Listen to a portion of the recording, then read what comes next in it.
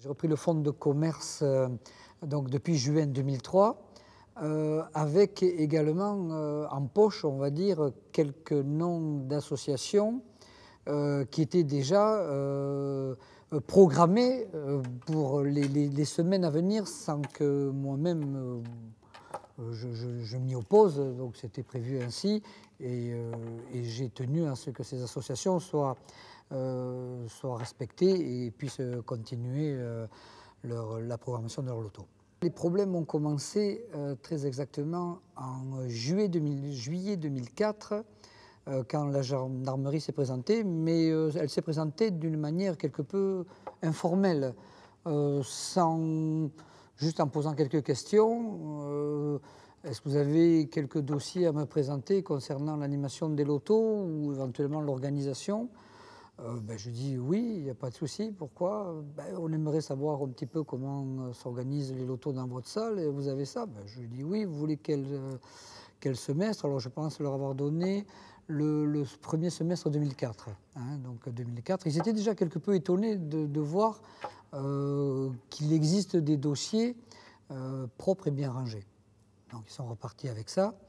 Ils m'ont convoqué ensuite en septembre 2004 pour dresser un PV. Donc quand je leur ai remis les dossiers, ils ont analysé un petit peu. Ce qu'ils avaient besoin, je pense, de comprendre, c'est qu'en plus de la location de la salle, je pouvais percevoir un profit sur un télé, par exemple, un téléviseur que vous avez acheté 300 €, que vous revendez à l'association 350, l'association ne peut y voir que du feu. Or, l'avantage de la transparence, c'était que les factures de ces achats étaient remises également aux copies aux associations. Donc là, ils ont contrôlé que c'était net. Cependant, je pense que ça devait venir d'un peu plus haut, procureur ou préfecture, je pense plus le procureur, qui lui ne voyait pas d'un très bon œil ces animations de loto, bien que ça devenait un petit peu confus peut-être, je ne sais pas, simplement il m'a invité à abandonner. Oui, je ne comprenais pas trop pourquoi. Donc sur ce, le jour même, il a téléphoné au procureur, le procureur en disant que j'arrêtais. Effectivement, le jour où la gendarmerie m'a menacé de problèmes à venir, j'ai préféré tout arrêter aussitôt. Et seule chose que j'ai faite. À la suite de quoi, je crois que dans la semaine, j'ai reçu un courrier du procureur me disant qu'il a abandonné toute poursuite pénale et qu'il n'entendait pas qu'il y ait de récidive. Alors, ces récidives, c'était effectivement peut-être réouvrir. Alors, en tant que prestataire acheteur, est-ce qu'en prestataire animateur, je n'ai pas trop saisi. Simplement, moi, des contrats étaient signés pour des associations pour l'animation de leur loto à venir. Et j'ai dû me résoudre quelque peu à accepter, à relancer donc l'animation. Et ça s'est fait tout simplement sans que les gendarmes n'aient eu à revenir. Donc je pensais en toute honnêteté, puisque les associations payaient leur lot, encaissaient leurs recettes, me payaient sur l'animation et la location, pour moi tout roulait. Non seulement j'ai limité les prestations et organisations, j'ai tout abandonné dans le sens où pour moi il convenait de me caler à la loi, puisque la loi a priori n'interdisait pas de louer une salle pour une association. On n'a jamais entendu une interdiction particulière où, non, M. Lenguès, vous ne louez pas la salle à une association pour faire ses lotos, sinon on va vous considérer que vous-même vous faites partie de l'association, auquel cas vous pourrez subir les foudres de l'administration fiscale et peut-être même pénale.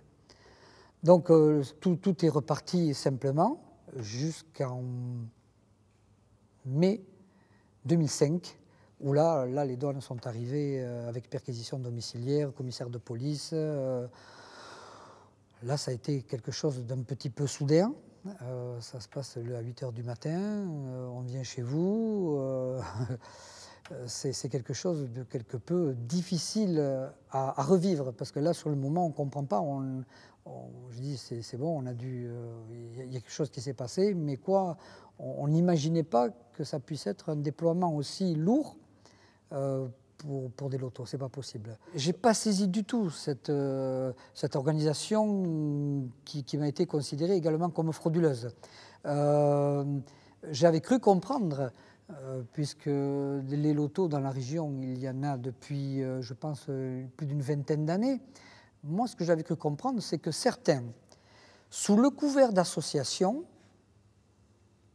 organisaient donc des lotos, en récupéraient le maximum de bénéfices, sans pour cela en donner aux associations, qui étaient parfois des prête-noms, des associations inexistantes, ou une association qu'ils avaient créée à but unique de faire du loto, mais qu'en aucun cas, le fait d'organiser et d'animer des lotos dans une salle pour 50 associations, je pensais m'être conformé à la loi. Les douanes sont donc rentrées en mai 2005 et m'ont rappelé en novembre de la même année. Donc il s'est passé quand même 7 mois pour justement me déclarer coupable d'avoir animé et organisé des lotos et d'avoir surtout ouvert une maison de jeu, cercle de jeu. Donc la première amende était de 610 000 €, exactement, 610 000 €.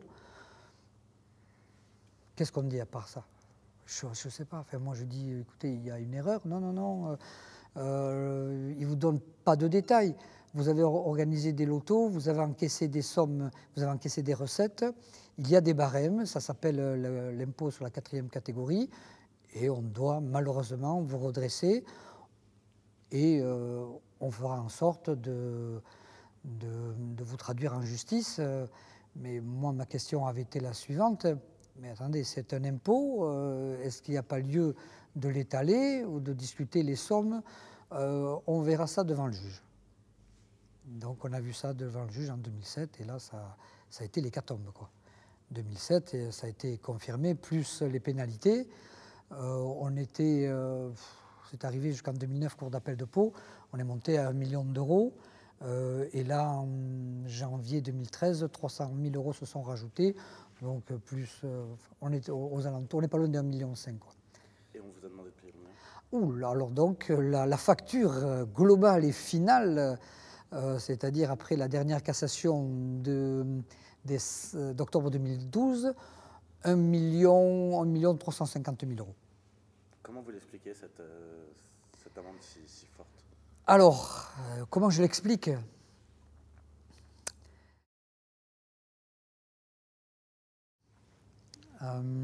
Sur le plan privé, c'est-à-dire qu'après, on a une épée de Damoclès en permanence. On ne sait plus où on va. Moi, je vais vous dire honnêtement, je n'ose même plus ouvrir ma boîte aux lettres. Là encore, la dernière fois, j'ai tremblé, rien que j'avais un recommandé, je savais que c'était les douanes, j'ai tremblé. Bon, c'est vrai, c'est encore pour m'enfoncer un peu plus, me dire, de toute manière, M. Menguès, quoi que vous fassiez, quoi que vous disiez, pour vous, c'est terminé, la tête est coupée, la cassation a été rendue, vous n'avez plus aucun recours, sinon d'accepter nos revendications de paiement et notre échelonnement éventuel, sachant que les droits fraudés, en aucun cas, ne seront diminués. On pourra éventuellement annuler les pénalités, pourquoi pas, mais en aucun cas les droits fraudés. Voilà maintenant à quel point je suis. Une séparation, une fille qui a accouché avant terme, parce qu'elle en a aussi un petit peu bavé, une mère qui est décédée, donc il y a quand même beaucoup de choses, quoi. Donc là, c'est... C'est vrai, ça a été compliqué depuis 5-6 ans. Très compliqué parce qu'on vit en permanence avec une espèce de lourdeur en soi, quoi. Et aujourd'hui, qu'est-ce que vous espérez? Vous espérez Justice. J'espère la justice, simplement. J'ai fait appel, comme beaucoup, à des hommes politiques.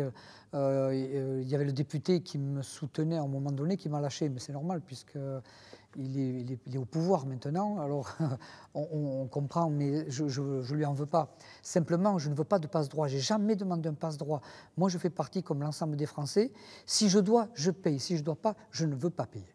Et je pense que je ne dois pas, même si la justice a été rendue défavorablement, je cherche tous les recours possibles et je battrai ciel et terre s'il faut, mais je veux que la justice soit rendue. Donc on a besoin d'expliquer à la Cour européenne des droits de l'homme qu'il y a en France ce que moi je peux appeler des décisions arbitraires ne répondant à aucun critère valable et que seule la justice a donné raison, mais encore une fois, pas dans tous les départements. Elle a donné raison dans le 64. Je crois que toutes les salles de l'auto dans le 64 ont été de la revue et toutes ont eu des amendes supérieures à 1 million d'euros. Certains jusqu'à près de 2 millions. Donc ça, c'est la Cour européenne doit savoir, parce que moi, j'attribue ça à ces décisions arbitraires. On m'aurait mis en prison pour X raisons, j'aurais pas plus souffert. J'aurais souffert de la prison, souffert du manque de liberté, mais là, ma liberté, elle est conditionnelle.